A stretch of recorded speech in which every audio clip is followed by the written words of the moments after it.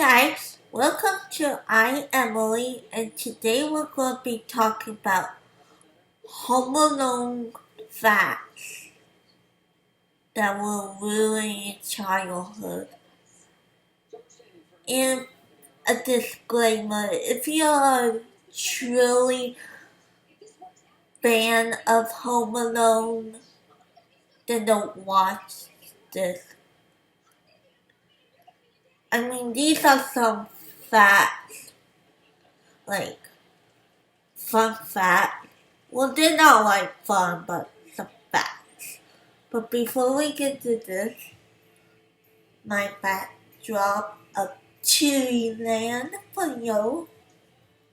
Gabba Gabba. For you, Gabba Gabba. And guess who's here with me?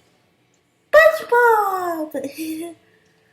But anyway, if you want this Chewy backdrop, all you have to do is subscribe to my YouTube channel. Now, if you're not familiar with Home Alone or you never watch it, it's about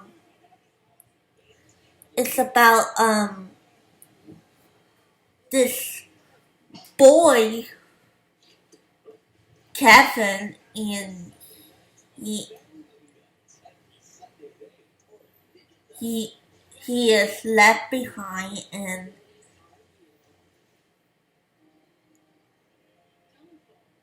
his house was stopped by the wet bandits Harry and Marv, and they all do all those crazy booby traps, and I mean it's pretty funny. It's pretty funny. It came out in November 16, 1990, and let me just say this. Macaulay Culkin was cute in that video, in that movie. Like, he is one heck of an actor. I mean, after that he got into drugs, and I mean, he was just so cute back then.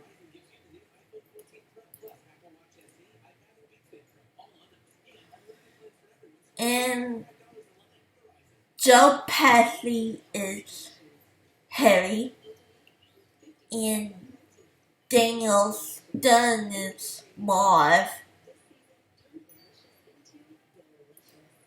and Catherine O'Hara is the mom. So let's just get to the facts.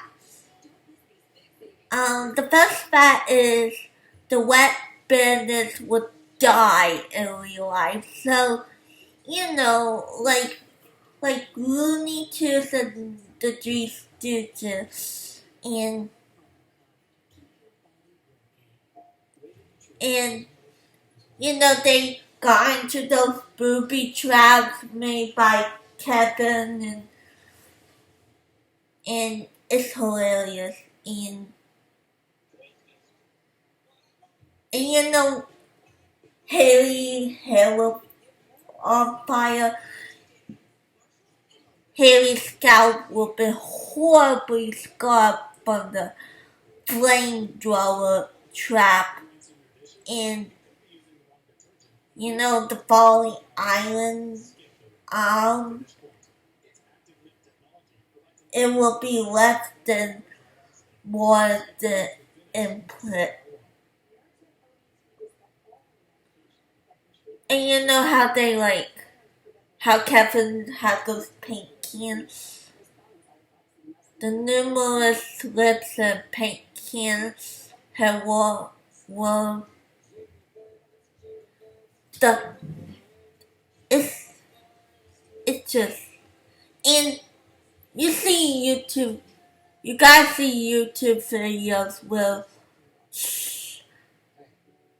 several doctor reaction videos. I mean, they will be like,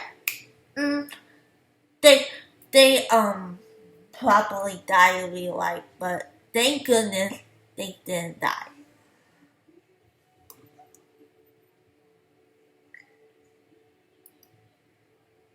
Now, the next fact is Chris Farley's failed audition, and well, Chris Farley, the guy from Saturday Night Live, and he did Matt Foley. He is hilarious, but the film features a second comedy giant who lost far too soon in John Candy's last movie. And John Candy from I forgot what movie he was in, but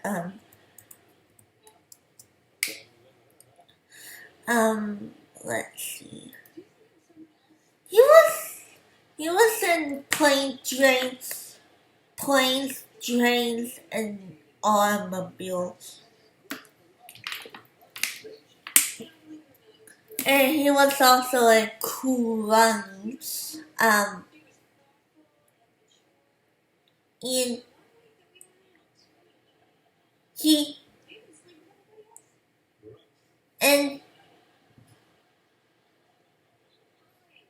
the scene where Kevin meets the Santa impersonator?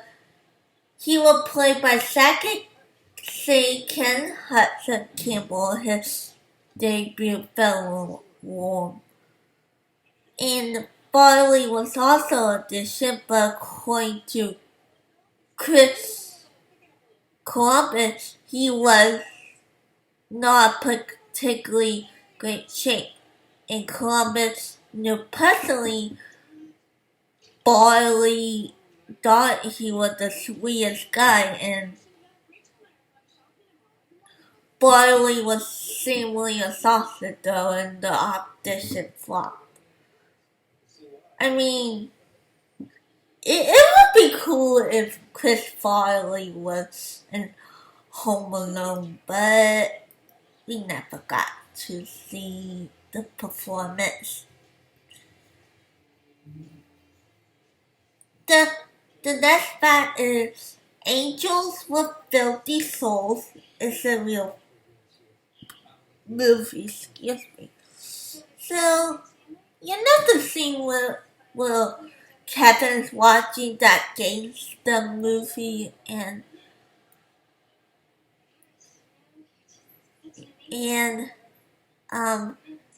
that movie didn't really fit. The snippet of the black and white movie within the movie did Sean Dave succeed Home Alone. Even more disappointing, there was the scene clever callback, and the scene that did make the cut. The crime film would be playing out of prison with Harry and Marv realize that Kevin duped them again. And what actually is, the film was inspired by a James Kennedy classic, Angels with Dirty Faces. So, what you see is the real movie.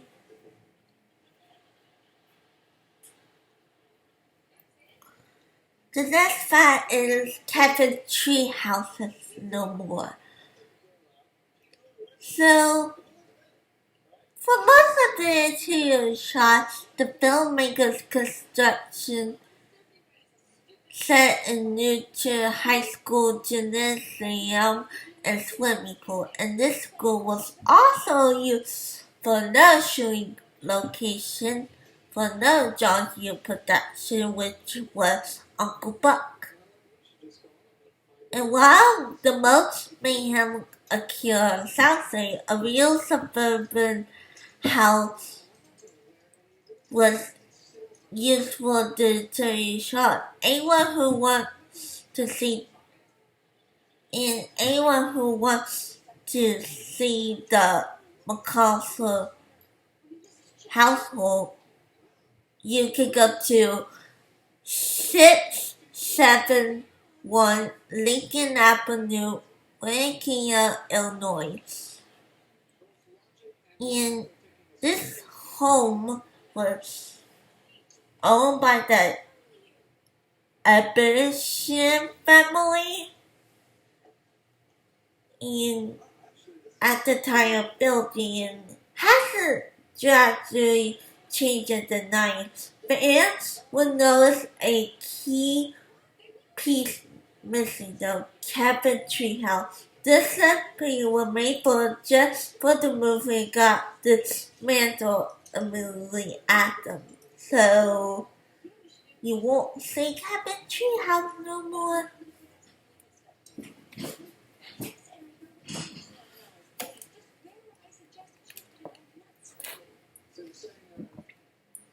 Next fact is Buzz Your Girlfriend Wolf. So rummaging his older brother's belongings, Kevin stumbled up a frame full of his girlfriend delivering the line. As funny as Macaulay Culkin's reaction, even the filmmakers realized that it would be too mean-spirited to cast a girl for one joke with her appearance in the punchline. Clements knew that made the actress feel bad for the rest of her life. According to Devin Ratray, who played Buzz, his character's girlfriend was portrayed by the son of the film art director Dan Westberg, and Dan Webster's son was in on the joke and more than happy to present. Of course, Rattray suspects that he might have second thoughts about accepting the gig that he had known on concert hit Home Alone will become.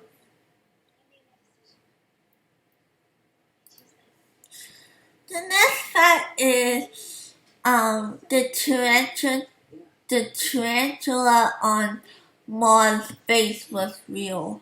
Ugh, I don't like that scene.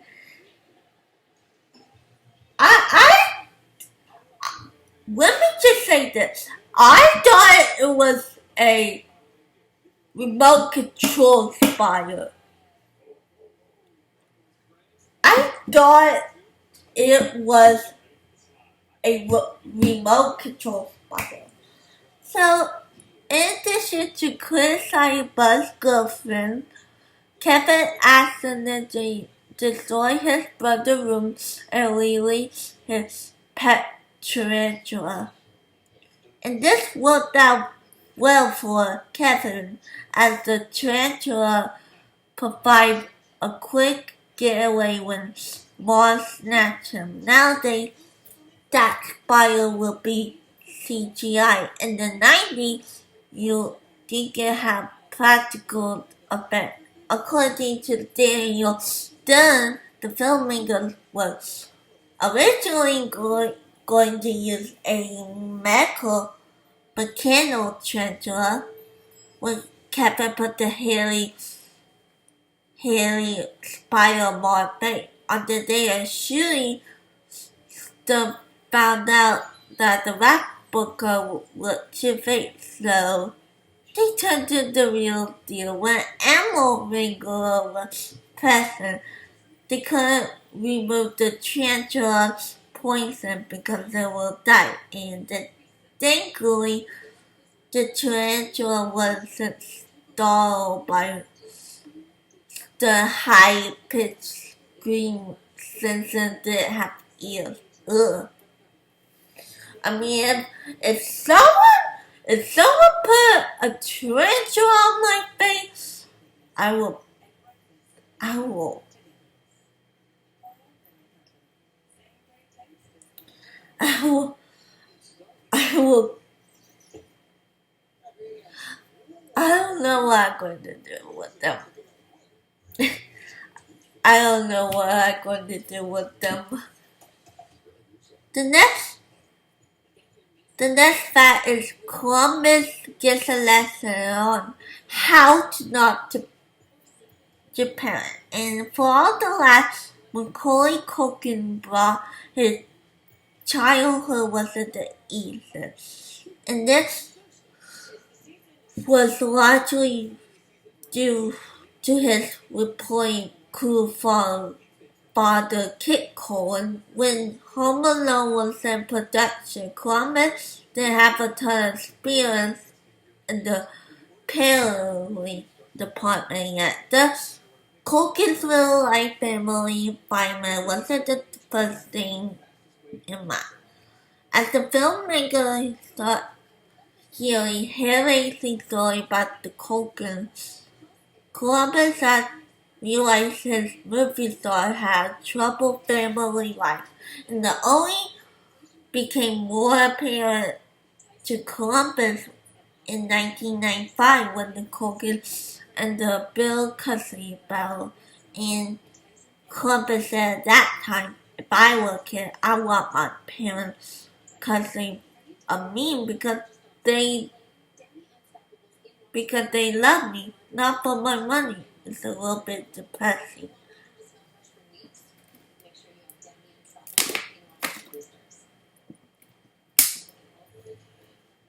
Next is the weapons Bennett struggled to keep it PG and in the most recent projects in Joe Pesci film being a frequent collaborator among Martin Scorsese. Pesci was to use dropping profanities every other sentence. According to Columbus, Pesci memorized his dialogue by putting a certain fourth letter at the end of each line. And when the camera rolled, Pesci yelled somebody Sam gibberish to express Harry Payne. But we all know what he was thinking of. Honestly, anyone who took down was Swell Storm in reality, and Daniel Stern also had trouble keeping a family friendly with one accidental slip of a swear word while making the movie. So, if it was a PG movie, you know what happened. Next is stunt people unsung heroes. And for the people on set, though, the experience was beyond nerve-wracking. And the film's stunt crew included Troy Brown doubling for Joe Pesci, Leon Delane doubling for Daniel Stern, and Larry Nicholas doubling for Macaulay Culkin. And Brown, in particular, described the experience as a lot of fun, but when Harry slept on the icy stair, the rest of the crew was terrified, and Columbus thought to himself, this guy is not white, but Brown assured him he was fine afterward. And when the stuck guy was triple though, Columbus recalled Nicholas getting chills when Kevin fell from the collapsing shelves, and we imagine Nicholas had more fun riding Kevin's sled downstairs.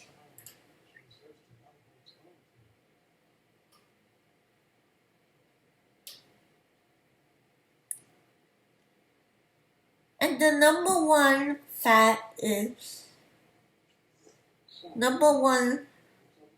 and the last fact is Joe Pesci actually bit Macaulay Culkin's finger. And you know, in the scene when they finally catch Kevin and hang Kevin on the door, Harry prepares to bite off his tormentor's finger. Luckily, Old Man Molly shows up in time to whack the weapon with his shovel.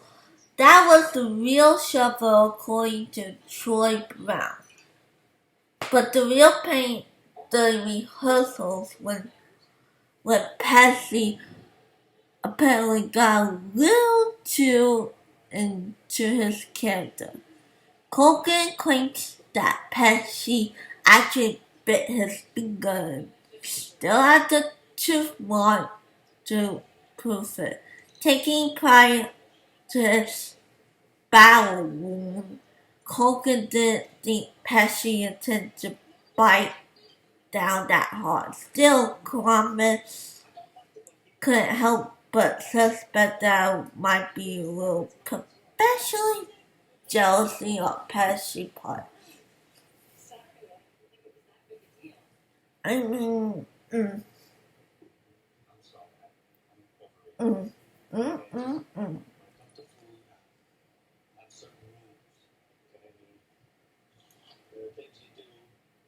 So that's it for facts about Home Alone.